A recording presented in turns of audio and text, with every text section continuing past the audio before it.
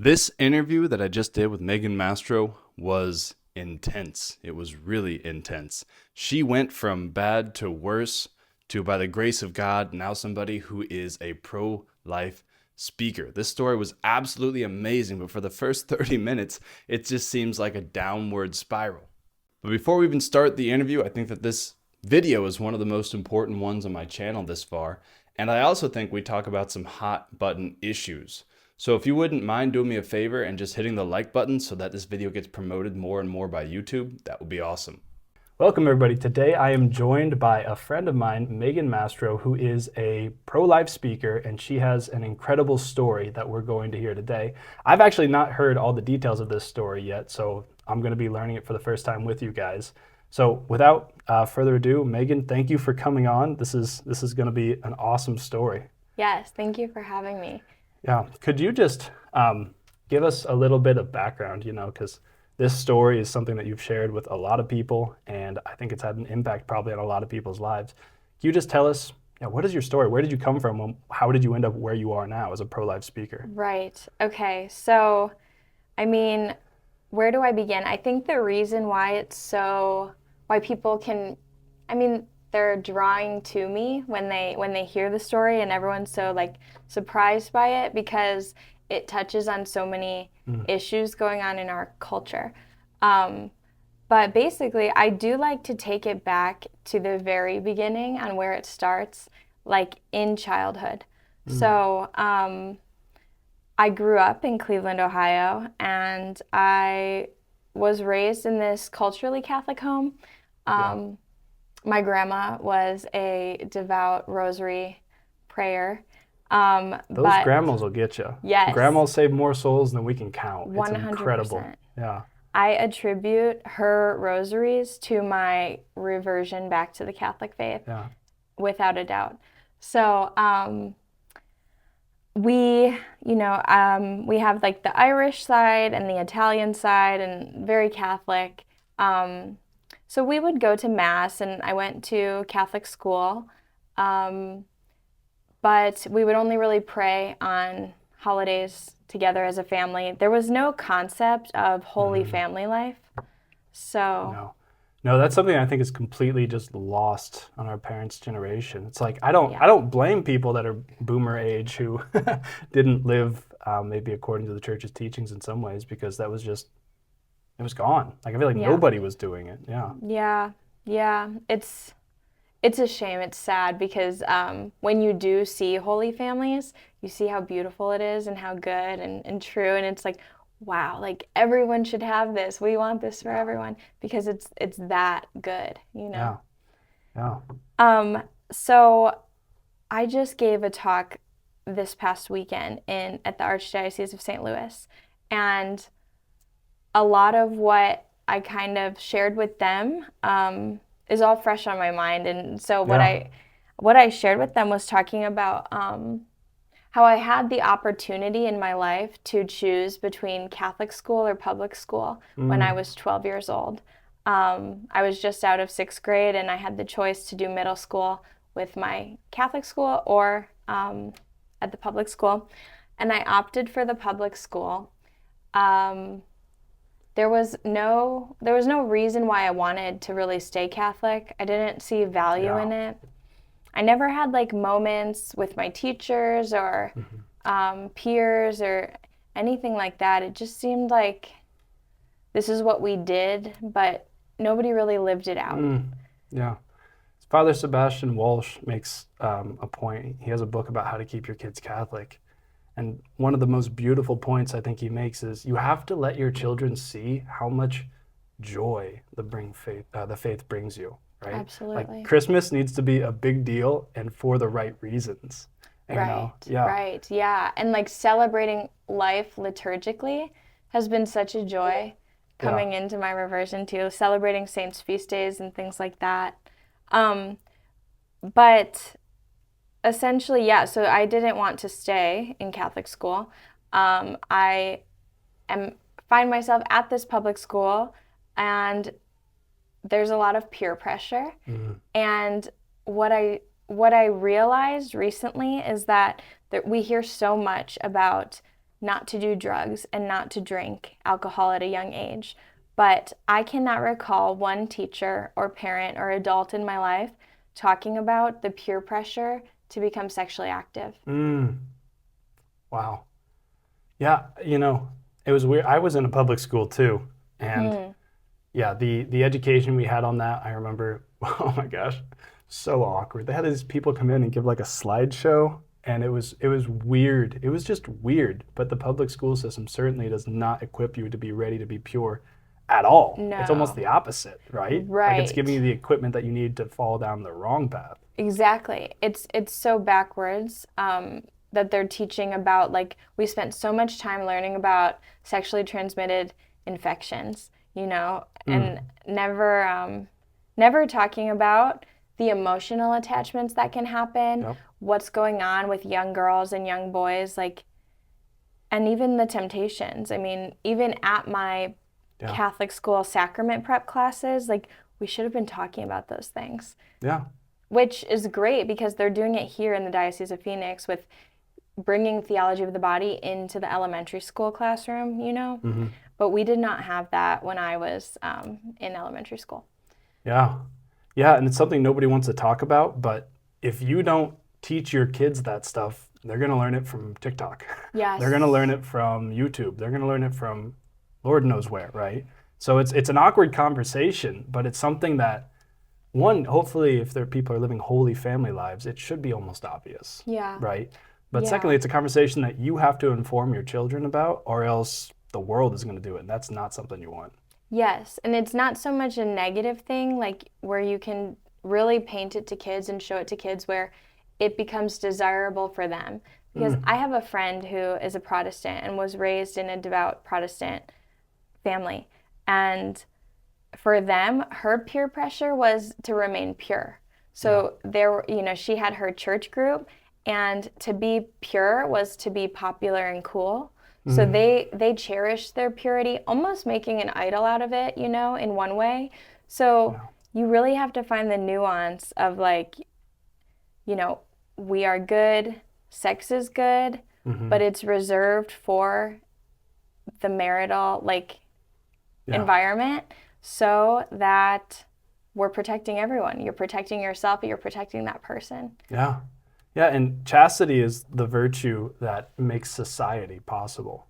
If you want to have a society, you have to have families. If you want to have families, you have to have chastity. So that's why the devil, I think, is attacking, especially over the past 50, 60 years, the devil's just been having his way with marriage. Yeah. And it's been really, really sad. But I think that, I say this a lot, but I think really God is permitting that because he wants to take this dark night and out of it bring some of the brightest lights the church have ever seen. That's really my conviction, what I think is going on here. So I think it's really a message of hope, because God never gives a situation that's a lose-lose, right? Yeah. He always gives an escape route and great saints to counter that. Yeah, I mean, that just totally resonates with my story, the bringing the glory out of it. So things started to go wrong when I entered into this public school.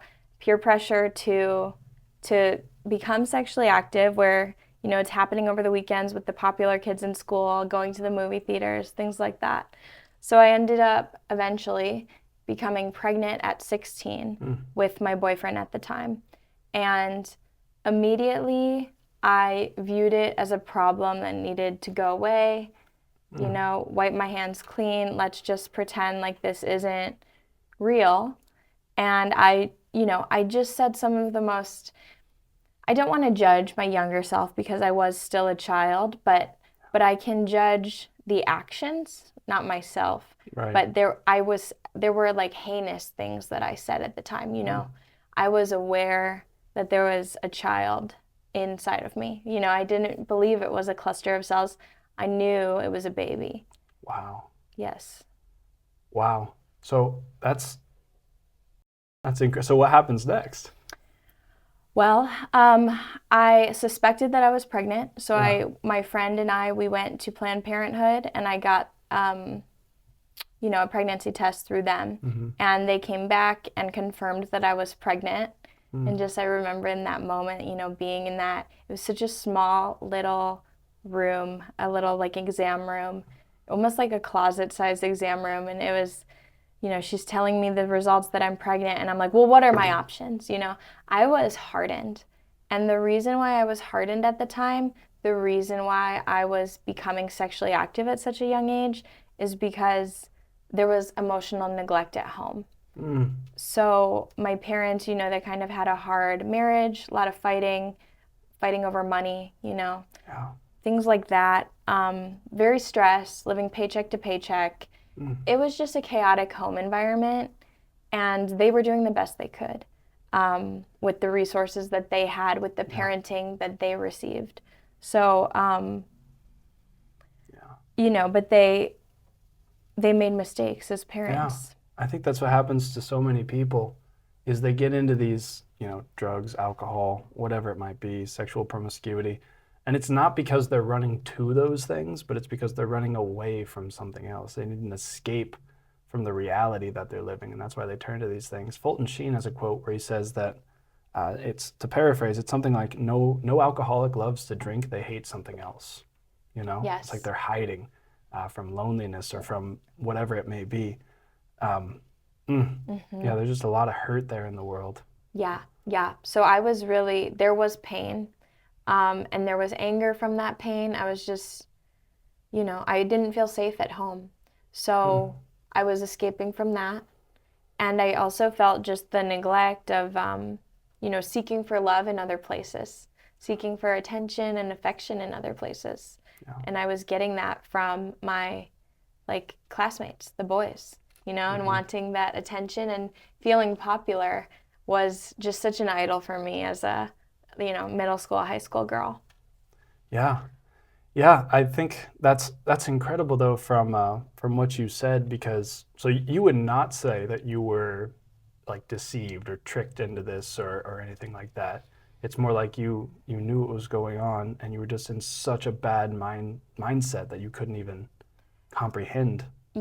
Taking care of another human being at that point. If you still need to be taken care of at that point at 16, right?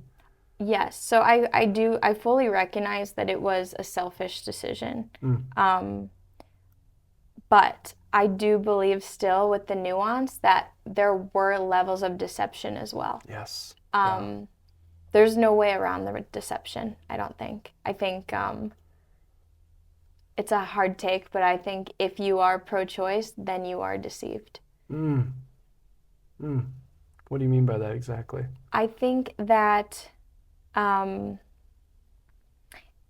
pro-choice, their movement comes from the desire to help women and to protect women and to do what's right for women and to give women liberation and freedom. But abortion, I came to learn through my own experience and through so many others who I talked to, that abortion does just the opposite of liberation and freedom. It shackles you, and it shackled me.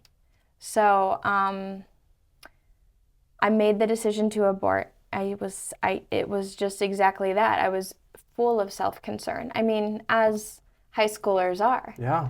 And, feeling unsafe, feeling like I had to look out for myself at home really too, that nobody else was really looking out for me. I was never told no. I got to do what I wanted to do when I wanted to do it. I remember being able to leave the house from a very young age, just as I pleased, just leave the house whenever I wanted. Yeah. So, so I knew what I wanted, and I wanted an abortion. I did not want to walk the halls as a pregnant teen. Yeah. And keep in mind, this was the time where MTV had that show, 16 and Pregnant. Oh. So I was like, absolutely not, because that show, was so anti-life in a way. It showed these moms who chose life, yet it showed their chaotic circumstances, their drama, this this white trashy type of show. Yeah. Wow. Yeah, that's interesting that they take I never thought about that, but they take teenagers who chose life, who are doing something admirable. Obviously, there's mistakes that have been made, and then they just put them in the most negative light. It's like showing the pro-life movement in the worst possible lens. I never thought about that. Okay, so there you are, high schooler. Yeah, unable to take care of yourself, certain you're not able to take care of a child. Wanting my dreams. Wanting your dreams, yeah, certainly a bit of selfishness there, maybe you said, okay.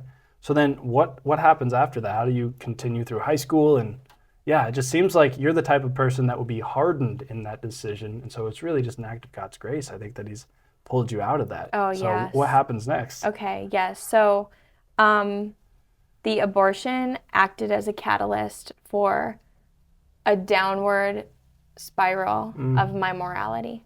So, I was already in a state of mortal sin years before the abortion. I remember I made I got confirmed at 15. That was the last confession that I had. And then I was in mortal sin because I was being sexually active at 15, and then 16 gets pregnant, and then the abortion. So it's just sin upon sin being compounded. Yeah. My intellect is being dimmed. My heart is being hardened in the whole process. So I kind of went numb, I think, for the rest of high school. I compartmentalized it. I believed that I was fine. I was relieved. I was so relieved that I had an abortion. I felt like I had been delivered from shame, embarrassment, fear, financial burden.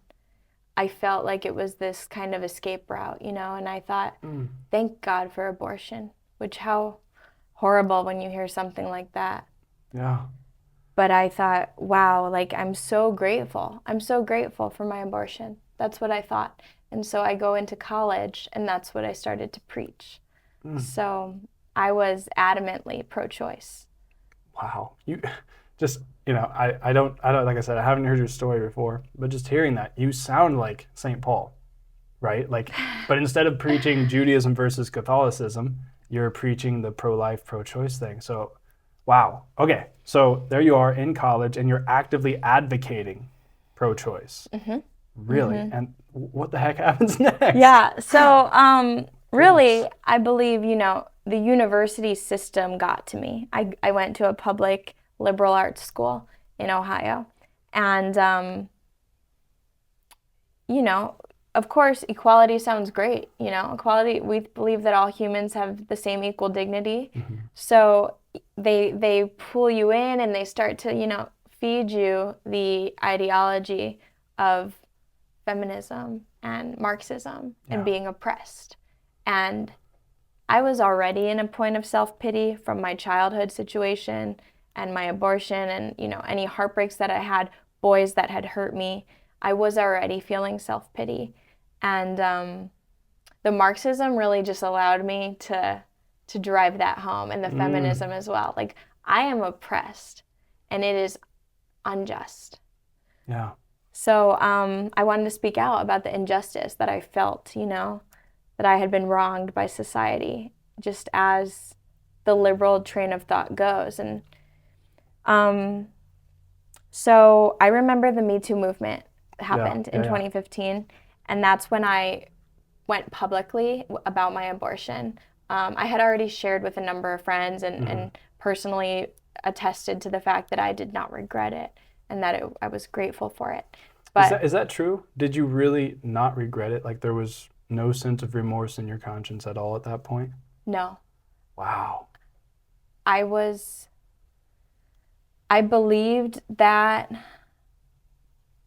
it was really this value. I was assigning a value to a fetus or a zygote, with each stage, as their stage of life increased, their value increased. So for me, believing that, I did believe at the time that abortion was a bit inhumane after, a certain trimester. So I did have that sense of like knowing that at a certain point it becomes wrong, you know? Right. But I just thought, well, until society fixes these issues for women, like until society fixes our fears about how we're going to pay for college, how we're going to take care of a child and go to college, like until I see resources, then I'm going to remain pro-choice. because they need to show out if they want us to be pro-life. Right. But in my heart, I still knew that abortion was just too much of a convenience thing. Yeah. That even if the resources were there, mothers don't want to go through a pregnancy. If the pregnancy is a crisis pregnancy, then they don't want to deliver it. Yeah. Because they weren't trying intentionally. Yeah. So, okay, going through all of that, college, actively almost preaching the pro-choice gospel, right? And yeah, is there anything else before that, or is I'm just trying to figure out how this story is going to turn around? I know, Because so it's like you're so deep in it, and you've committed in a very real way. Like this is part of your identity, at least. And Yeah. now, what happens next? in my Instagram bio, I had like social justice warrior. Like I did make it a part of my identity. Feminist, social justice warrior. I was all about it. I was bought in. Yeah. And at a certain point, I started a master's program in Cleveland. And about like halfway into the master's program, I start to realize that something's not right. That there's just this constant fear, pressure, chaos, anxiety. I think I was at the doctor just getting a checkup. She asked me how I was doing, and I just broke down in tears and realized that I'm not okay. And so that made me start to wonder, she prescribed me, as so many women today are medicated, and I mean, including myself, and I think that there might be an over-medication issue going on with women. Instead of helping us, they're slapping a Band-Aid on a situation. So that's what they did to me, slap a Band-Aid on it, give me a prescription. Still wasn't happy. I was still very unhappy and full of anxiety and fear about the future. Yeah. And so the fear of the future led me to the occult. So, wow, that's amazing to see that progression and see you just lay that out. How, back to the beginning, what we started with is not establishing morality in the house, being educated on this is Satan's game plan. Like you fell exactly step by step into what he wants, is destroy the family, corrupt the morals of the children, send them to public school, then have them get pregnant as a teenager, have them make that choice to have, an abortion, and then make them commit. And it's just a trickling, just whenever your, light bulbs are going off in my head, it's like, that's the devil's game plan from step 0 all the way to where you are now. Yeah. So, yeah, okay, what happens next? That's just my thoughts. But I do want to add to that because I know previously I've spoken online and I've said, I've slighted public school, where I do think that there's room for nuance. I think that it really comes down to the parenting, and if you are equipping your children with the knowledge and preparing them, as really strong kids who don't give in to peer pressure, like they will be okay. I think, I mean, there will be some threats, definitely, and it's a risk to send your kids into that environment where, kids are there where they're receiving other types of parenting. Yeah. But I don't want to demonize public school. No, but in my story, it was definitely where things went wrong. So back to that then, I start dabbling into the occult. And it was becoming popular. What exactly does that mean? Like, what specifically were you doing? What does that mean? I have no experience with the occult. So. Yes. Okay. So, and I wouldn't have used that language at the time. Right. I wanted to become spiritual. I wanted to get into my yoga, nature girl, one with nature type of persona, because those were the people on social media who seemed like they had peace. So I was so attracted to that. Angel of light. The devil disguises himself as an angel of light. So I'm seeing this false light in yoga practices, in using crystals, in meditation, some Buddhist practices being mixed in. So I started to kind of develop this this cafeteria occultism Mm. is how I kind of like to call it. Okay. Where I'm picking and choosing things from different spiritual traditions and practices, even Christianity as well, and coming up with my own religion. So I started to go to psychic mediums to try to find out where my future was going. Just from somebody who's never been to a psychic medium, what the heck happens there? Like, I'll drive past those places on the road, and I always say just like a Hail Mary or just a quick prayer for whoever's in there. But what does that even mean? Like, is it palm reading and then they tell you your future, or is it tarot cards, or is it all of that? Or I just have no idea what even goes on. Yeah, I would say that there's it's gotten bigger, since I started to dabble in it. It's really just expanded. So you'll have some people where they're kind of like doing it out of their home and they only do psychic medium, which is channeling spirits. It's necromancy, channeling spirits, trying to communicate with the dead. That's what I went to. That was a psychic medium. Then there are palm readers. I've never been to a palm reader. And then there are tarot card readers, which anyone can become a tarot card reader if you want to. All you need is the little guidebook telling you what the cards mean. Oh, interesting. Because you kind of leave tarot cards up to the universe. Like, you just, it's like pick a card, any card, and then you pick 3 and then you have your answer. You ask a question, you pick 3 cards, and then the cards and then you decode. So the insidious thing about tarot cards is that somebody else has to gift them to you. So I asked for them for Christmas one year, and my sister bought them for me. So then I roped her into it, leading her into sin. Wow. So somebody else has to buy them for you. Yeah. So they don't work if you buy them for yourself. Or I know it's superstitious practice things going on there, but is that just kind of the idea? It doesn't work if you buy it for yourself? I never looked into it too much. I just kind of was gullible and went with it. I was like, okay, yeah, so they have to be gifted to you. That's just the rule of thumb. Yeah. So I didn't ask questions.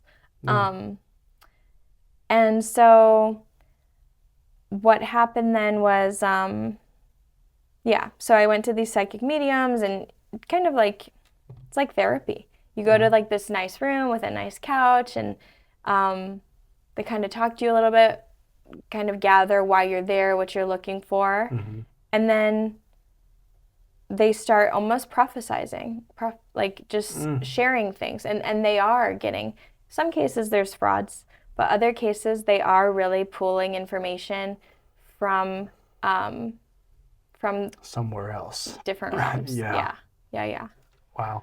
Did you ever, going through that, I get the heebie-jeebies, I think, pretty easily a lot of the time. I'll drive past places like that and be like, ugh. But did you ever have just an intuition that something was deeply wrong, or did you feel like you were getting at least some of that peace that you were seeking when you were going through that? I would say it was a little bit of both. Yeah. But I attributed the heebie-jeebie feeling to just how humans are naturally fearful of the supernatural. Okay. And the preternatural. We're afraid of it. It is fear-inducing. So there was a little bit of that, where I'm like, oh, wow, I think something's like really happening. I think she's really getting information. I really think that the presence of, I thought she channeled my grandmother's presence. And I attributed my grandmother as this holy person, so I'm like, wow, like she's with God. Your grandmother that prayed the Rosary. Oh, that's clever on their part. Yeah.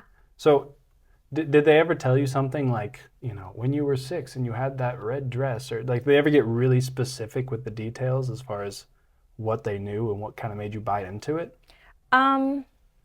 Nothing stands out in my memory specifically. There was something that happened with my sister that warmed me up and drew me in. I really do feel like, the enemy knew what was going to happen. He was going to reach me through my sister.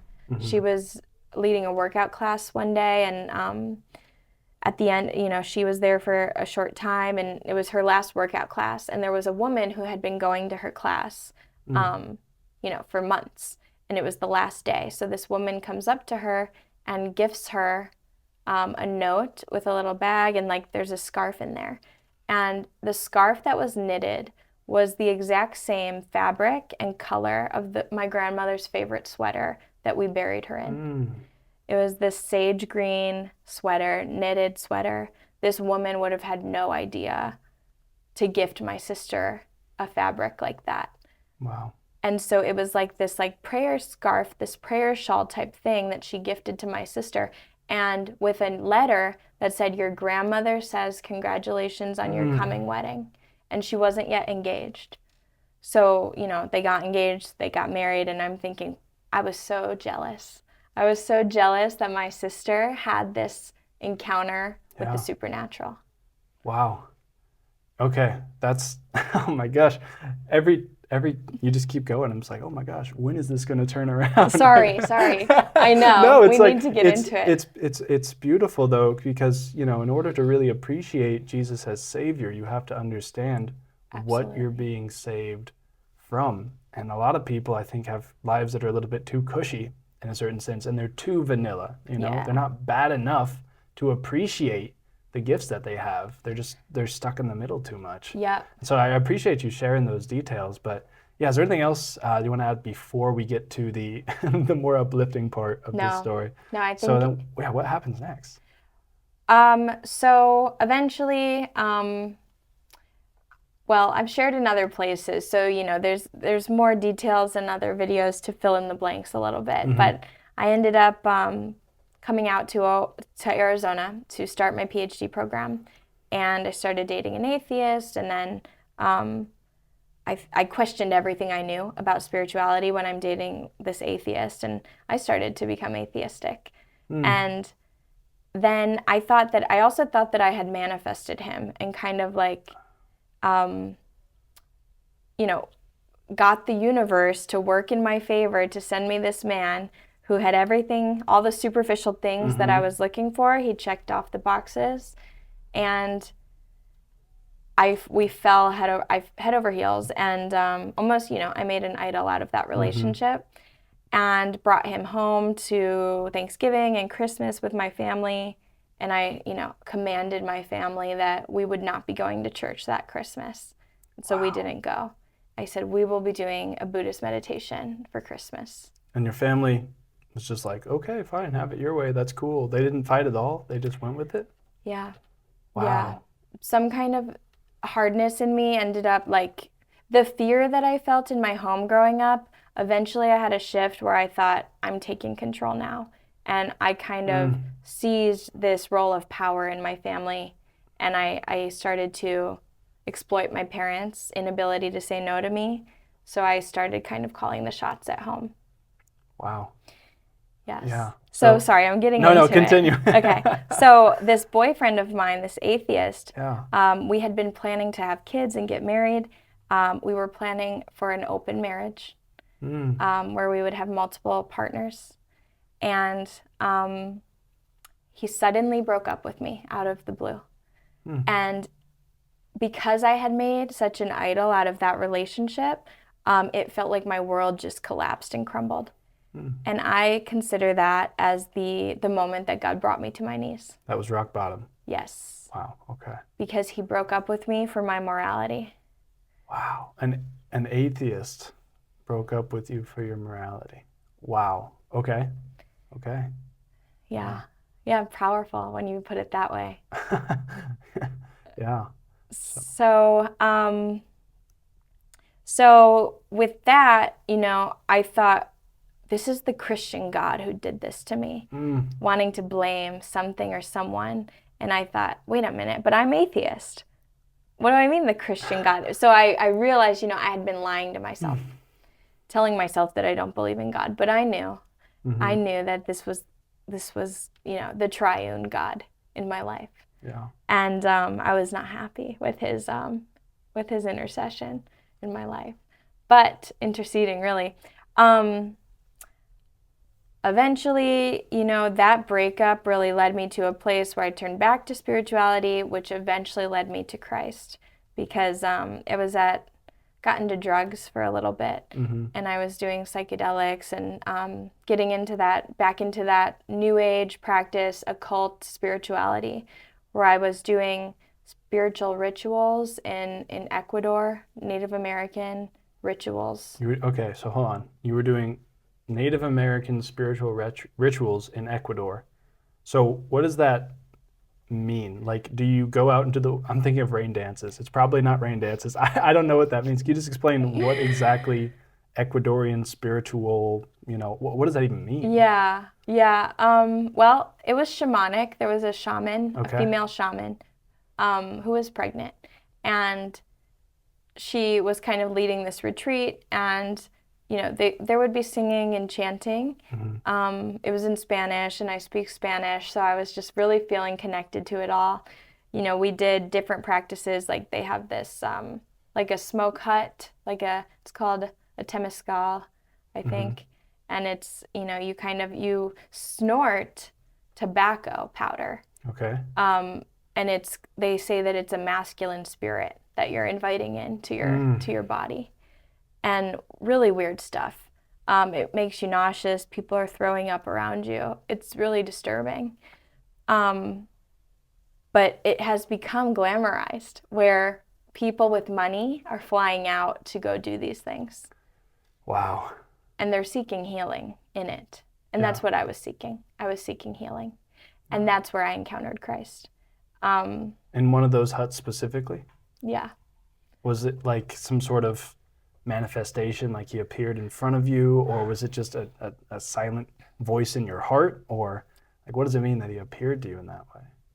I was talking with the shaman. It was right around COVID, and I was starting to wake up to, starting to question my social justice warrior ideology. I started to question it with the George Floyd stuff, and I just wanted to think critically. I was learning critical thinking skills in my master's program.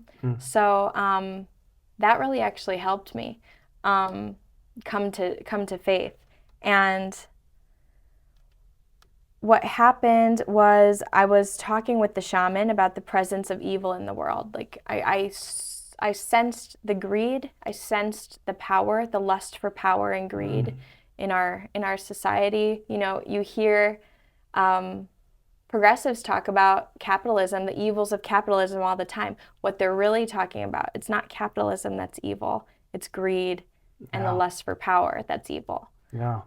Capitalism abused, So I'm talking with her about this, and she stops me in the middle of my sentence, and she says, Megan, when God sent his son down to earth, he defeated evil once and for all.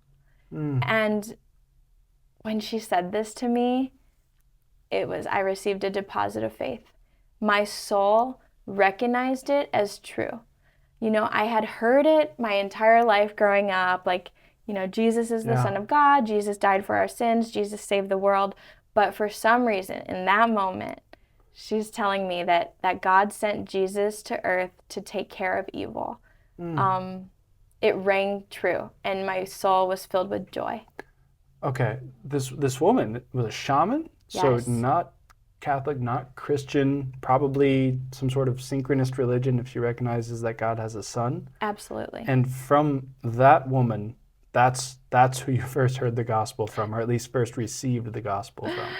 Yeah. That's incredible. So what do you do next? You're in the middle of this, like, I'm going to call it a pagan retreat, but I don't know if that's the right word. It was. You're in the middle of this pagan retreat, and then you have this miraculous light shed in your conscience probably and in your intellect where you know that Jesus is the Son of God.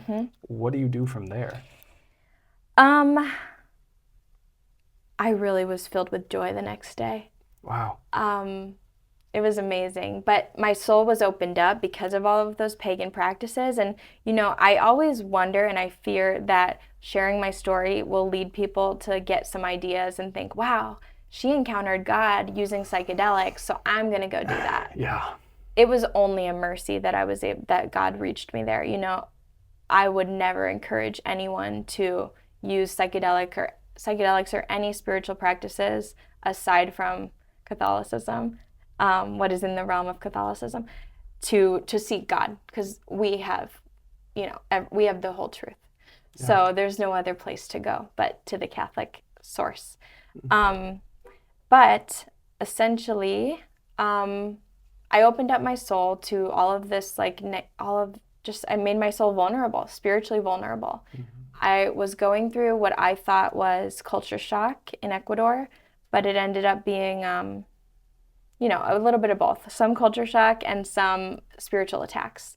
So I ended up flying home back to Cleveland and started a part-time job for the summer in Cleveland, where I met a coworker who we bonded over spirituality. She would bring crystals in her pockets and things like that.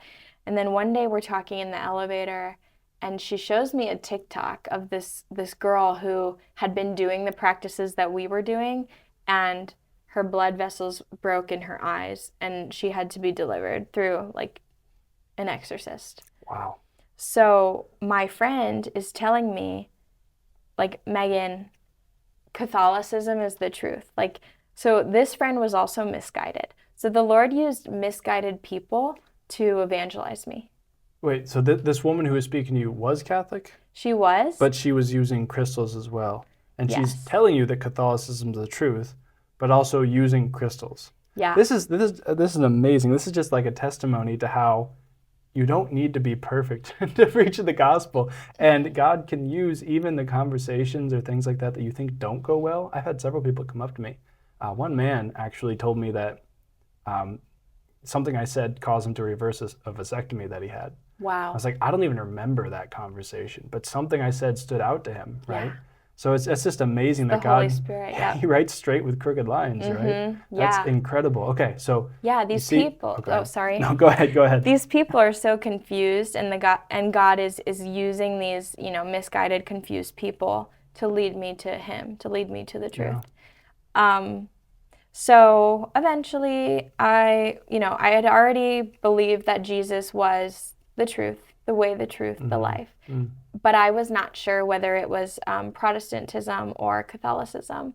And so what eventually happened was I was still like interested in the Protestant Jesus, essentially. Yes, yeah. Where He's all love, and I was, wanting to feel good. Yeah.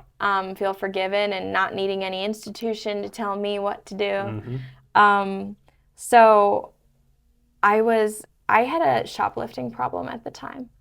So with the morality that I'm talking about. So I ended up stealing. We went to this crystal store, my friend and I, we went to this crystal shop, and I ended up stealing a little mini crucifix.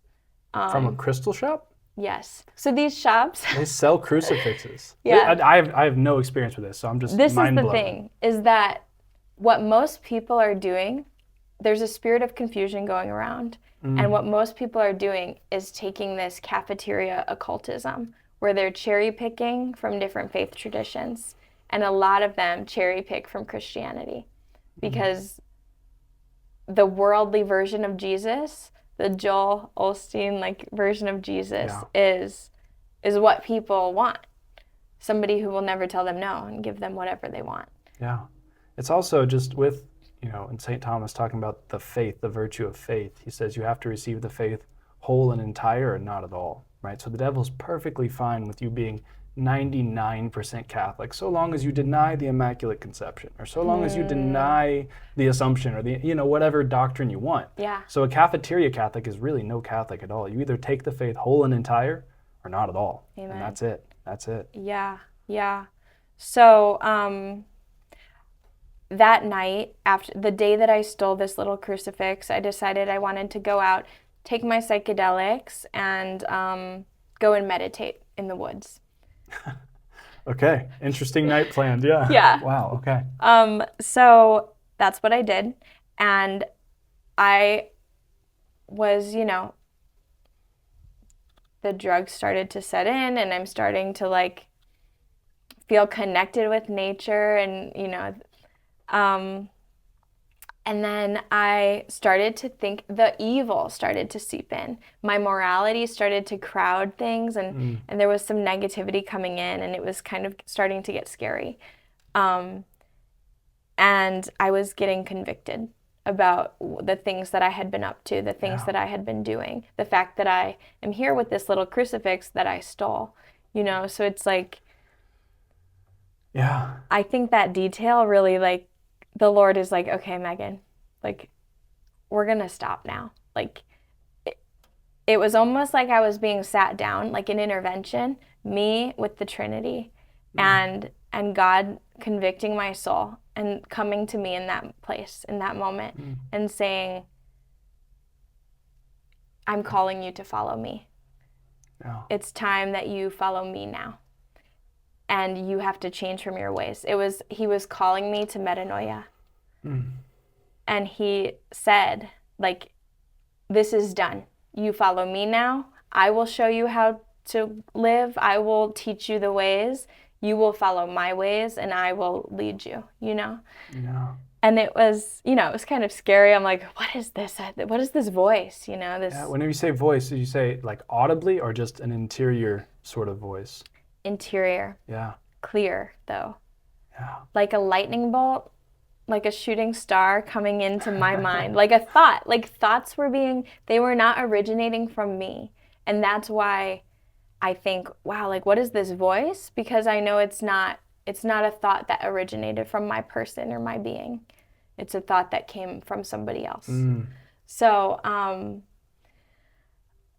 yeah, the Lord invited me to follow him, and I said, okay, yeah, that sounds good, Jesus. Like, I'll stop, I'll turn from my ways. And then in my heart of hearts, I made a little vow to myself, and I said, okay, I'll stop stealing clothes, but I'm still going to steal my groceries. And then the voice got louder, like the conviction got more intense, and it was like this shattering, like, no, like, Wow. You cannot hide from me. You cannot hide. Like, I know the desires of your heart. I created you. I made you. I know when you stand and when you sit. And I thought, oh, he's serious. This is real. You know, it was scary. It was terrifying. Yeah, I can only imagine. But it just reminds me of was it John chapter 5.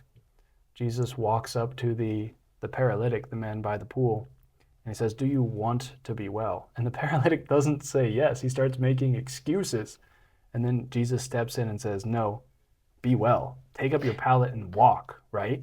It's like the command of the Lord in that moment. It sounds like even in your own life. He comes to you and he's like, do you want to be well? And you're kind of like, well, maybe I'll stop stealing this, but not that. And he's like, no, that's not good enough, Megan. We're doing this now. Yeah. Oh, it's so beautiful. Yeah. So then, okay, you're in the woods. You have this moment where the Trinity has some sort of manifestation, convicts your heart that you need to change your life.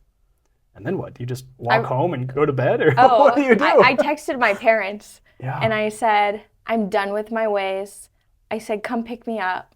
I'm having a Catholic wedding. You know. So you broke up with your atheist boyfriend. Now you say you're having a Catholic wedding. Are you dating somebody at this point? No. Or, I just decided, I said, you know, because for years I would just try to stir the pot and make my mom upset and saying things like, I'm getting married on the beach, when I knew that she wanted me to get married in a church. Yeah. So I had this very real, like, oh, wow, the church is true, religion is true, Jesus is true. I have to get married in a church. Yeah.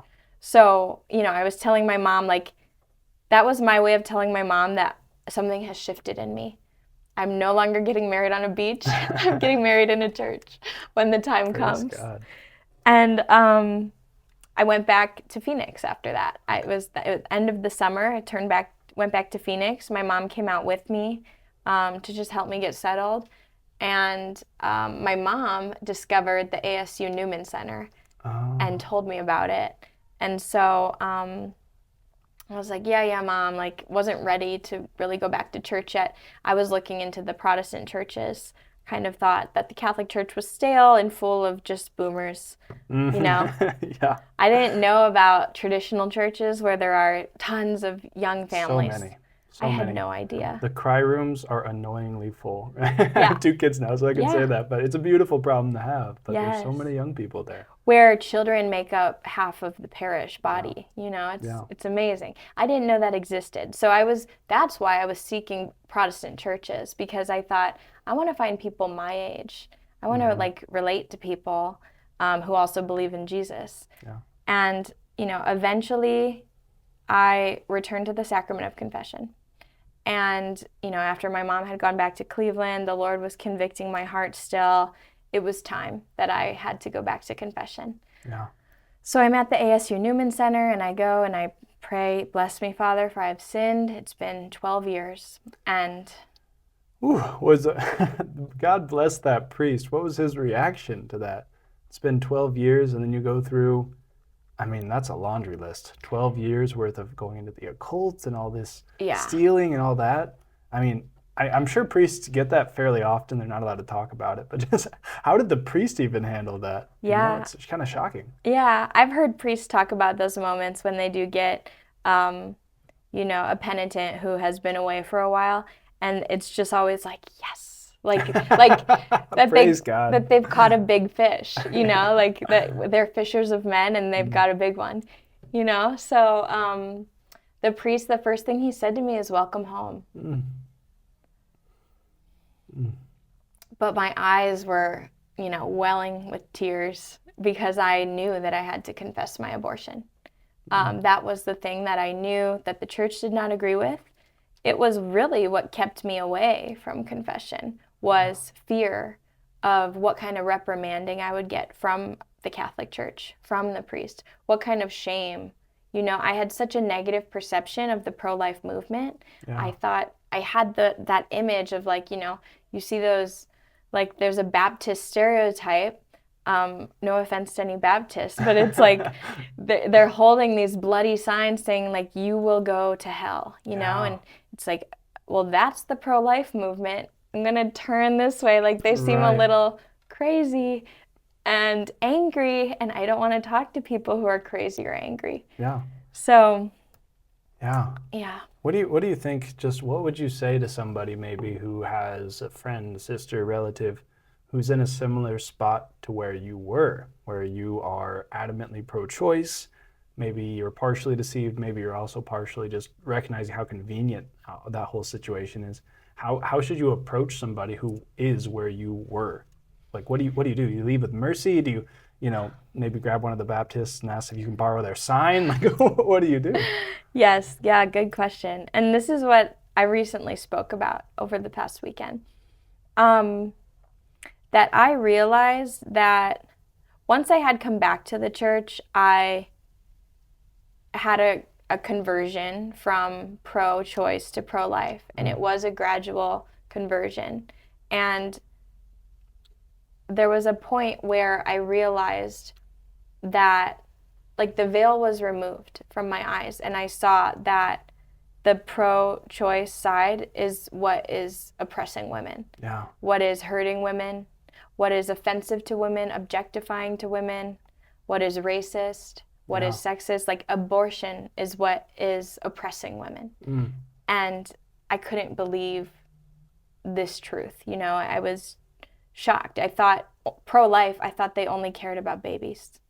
But I came to realize, and I saw story after story, that these women were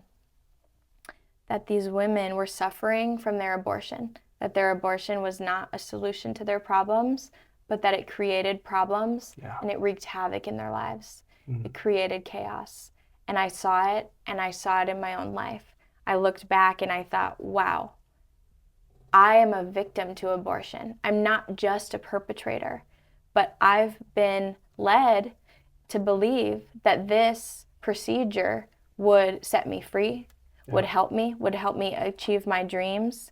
And now here I am, dreams are achieved. I have 2 degrees, I'm working on a 3rd, and I'm miserable, and I'm angry, and I have low self-esteem, low self-concept. I'm truly unhappy and miserable, in this moment. Not this moment, but at this moment of my life. Moment, in that moment. And I thought, oh my gosh, the pro-choice movement has done me wrong. And feminism has done me wrong. And with that, I got angry. It was justified anger, but I tried to, be the judge then. So I started to come down hard on pro-choice people. I started to judge them. I started to view myself as morally superior to them. wiser than them, more intellectual than them. Like we're Catholic and we think we have the truth. Like, and that can get to us. Pride can get to us of thinking, well, how can they not see it? It's so clear to us. Yeah. They must be stupid. They must be stupid, yeah. Yeah, that's one of the things that I really try to focus on is just God resists the proud even when they're right.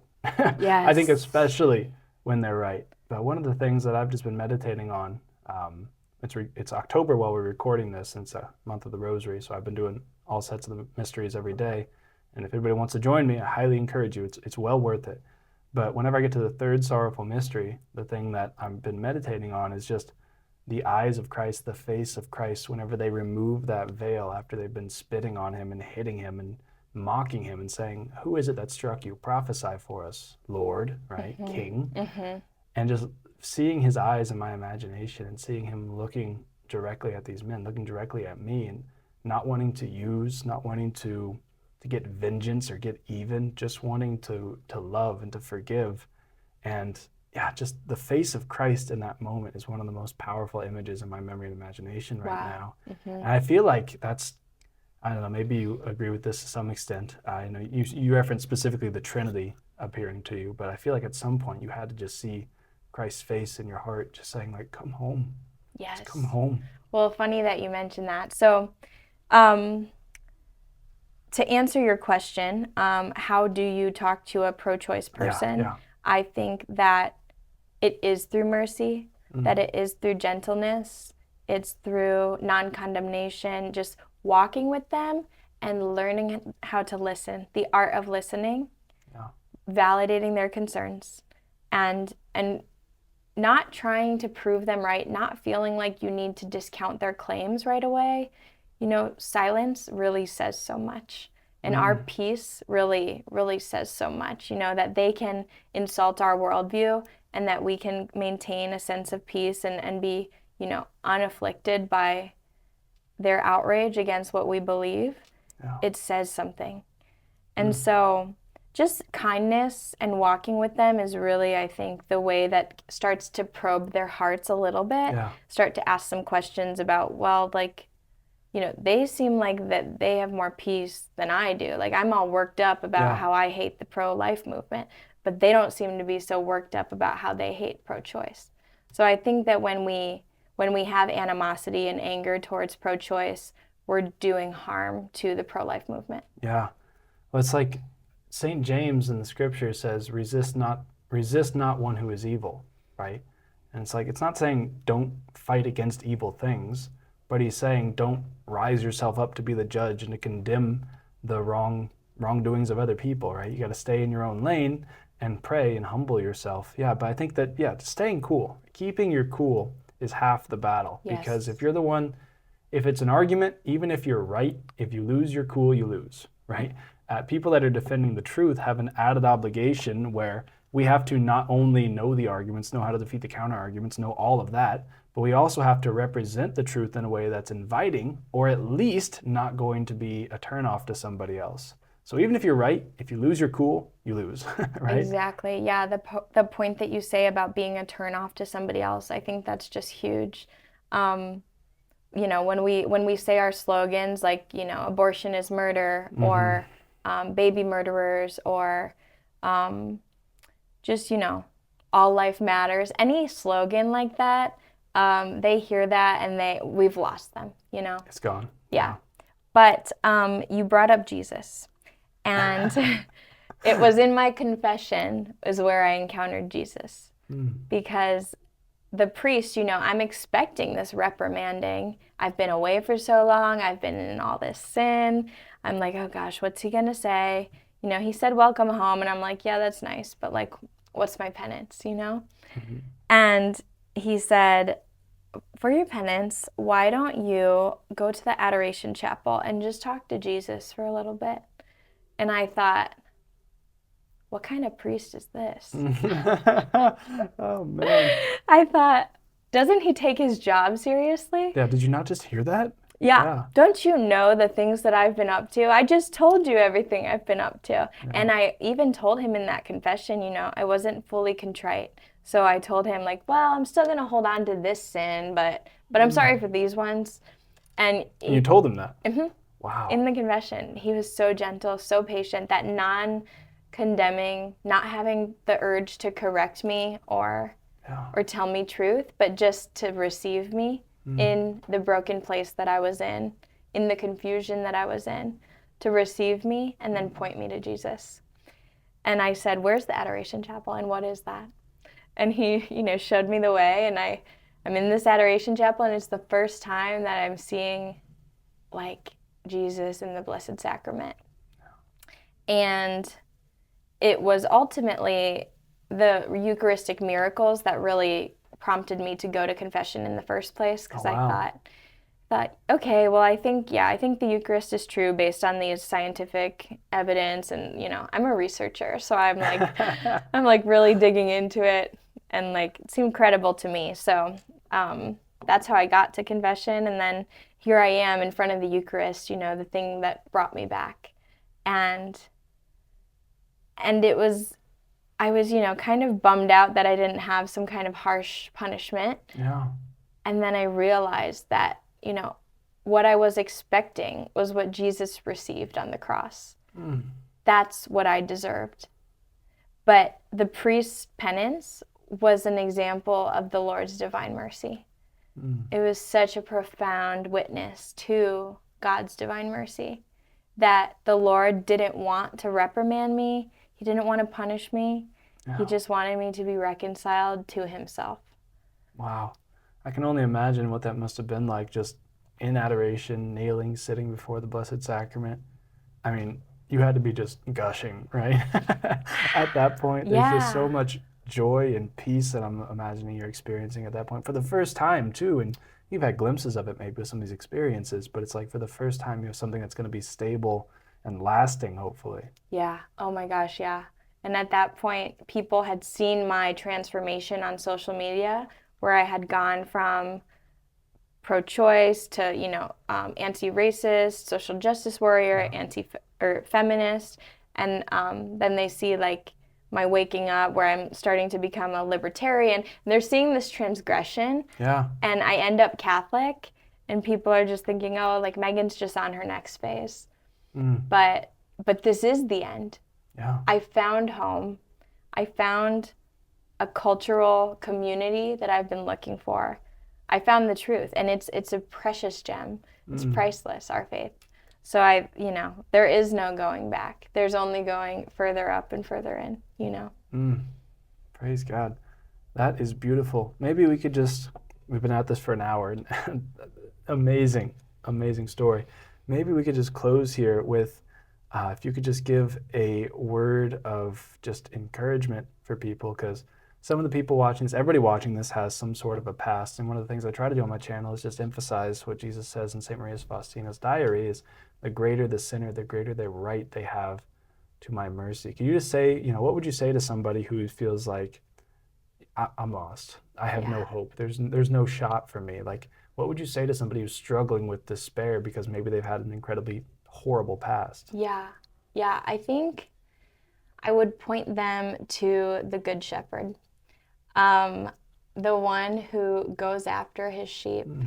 He is relentless in his pursuit of you, and he rejoices, once he has found you, once he has picked you up from the dark corner, you're about to fall off the ledge. He scoops you up, he puts you on his shoulder, he brings you home, and he says, come and rejoice with me, for I have found my sheep that was lost. And that, he's just, all of these gospel stories can just ring so true. Like, with the prodigal son as well, that the father runs out to greet you.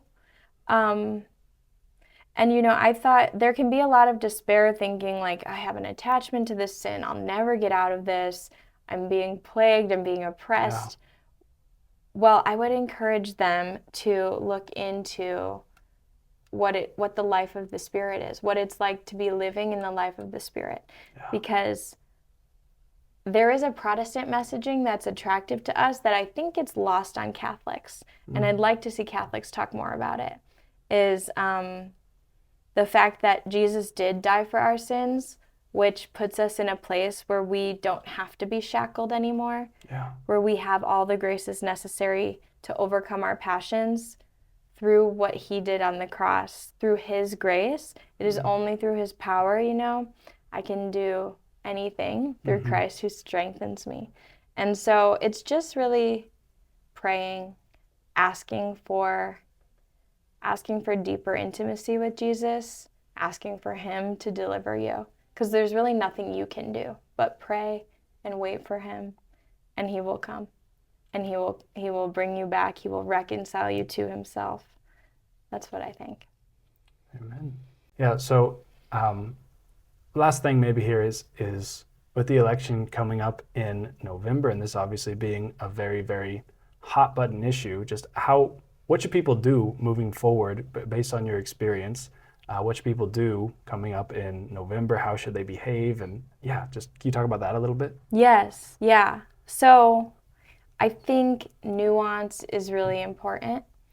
To be able to recognize that there are faults of the pro-life side and there are faults of the pro-choice side. And to recognize that we can all be doing better, including ourselves. Yeah. And I mean, I don't even know really where to take it, because I mean, I have friends who are pro-choice, and and I talk with them and I walk with them, and they're willing to engage. And if you can find someone who's willing to engage, I would definitely encourage you to not be afraid don't be afraid to engage, because, it's uncomfortable in person sometimes. I found I was volunteering with a pro-life organization called the Abortion Dialogue Academy. They go out on college campuses and they talk to college students about what they think about pro-choice or pro-life. And, they take people through a scientific argument, an atheistic argument for life. And what I found in doing that is that a lot of people have not been talking about it. They only see it online. They've never had an opportunity to dialogue with a pro-choice or a pro-life person. And so really being able to see our humanity in it, that there's humanity on both sides, that there's a deep fear of suffering that's coming from the pro-choice side, and that what they're dealing with is false compassion. And I think a lot of us recognize this, but really to sit with them there, because they're afraid that women are being unjustly treated, and that women are being oppressed, and that the rights of women are at stake. But to just really hold on to the truth that abortion is most harmful to women, that women can really be the culture bearers of society. And if we can get young women to recognize that abortion is actually against them rather than for them, by, planting gentle seeds. Gentle seeds, I like that, yeah. Because sometimes seeds, they need the dark closet to kind of to come out. The light needs to be this gradual, bringing someone to the light. Because bright light, it's too harsh and they'll recoil, Yeah. So really being gentle with the seeds, showing that abortion is harmful to women, hope. So with that, it can be very discouraging. It can be discouraging to see pro-choice people and how deep they are in their beliefs, and how, they can feel so firmly rooted, and that there's kind of no hope and there's no sense of arguing with them or anything like that. They're kind of this lost cause. But I just encourage for the Christians and the Catholics out there, the Catholic Christians, to really understand that the message of hope is good. Only Christ can bring people to the truth through his grace. That is how I came into my faith, was through the gift of faith. Wow. I didn't do anything to earn it. It came to me. It called me, it drew me in.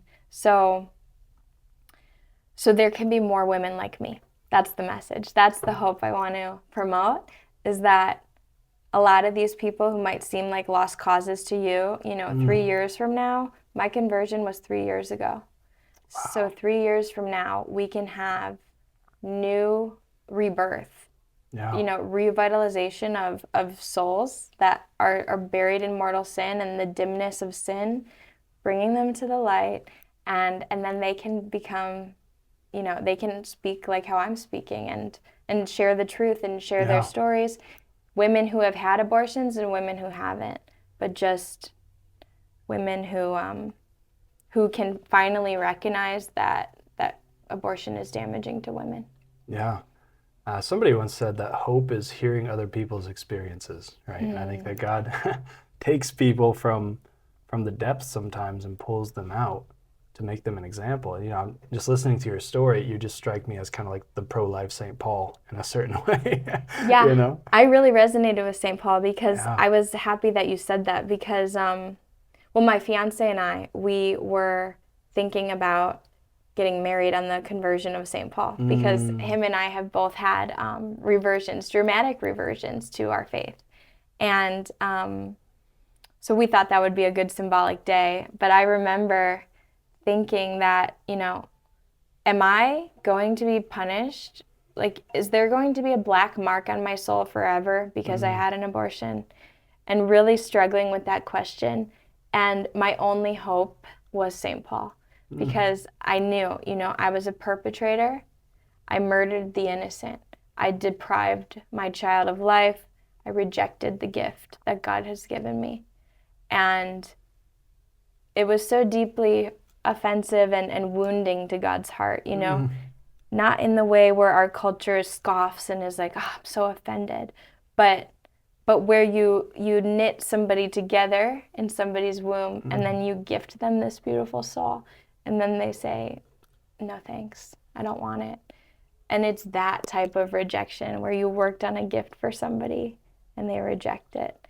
And the Lord really showed me that, and that is really painful. But it was the hope of St. Paul, seeing that what the Lord did with St. Paul's story.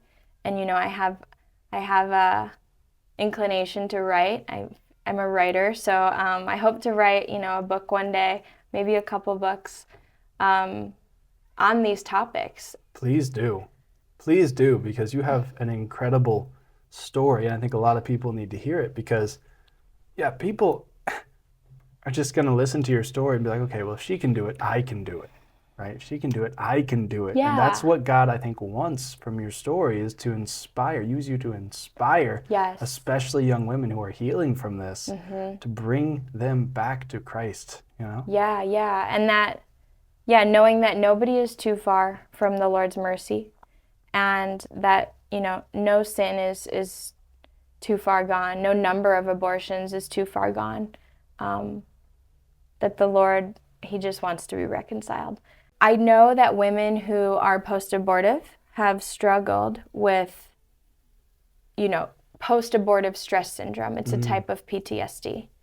And it really impacts women, and it puts us all in this lump sum category where we're anxious, we're depressed, we engage in self-sabotaging behaviors, risk-taking behaviors. We're in self-hatred. All of this stuff, it's all associated with being post-abortive. And with that comes a deep fear that you'll never get a second chance at motherhood. And that no man will want to marry you because of what you have done, because of what you have rejected, that you are tainted because of your abortion. And I believed that. And it was painful for many years. And now I'm engaged.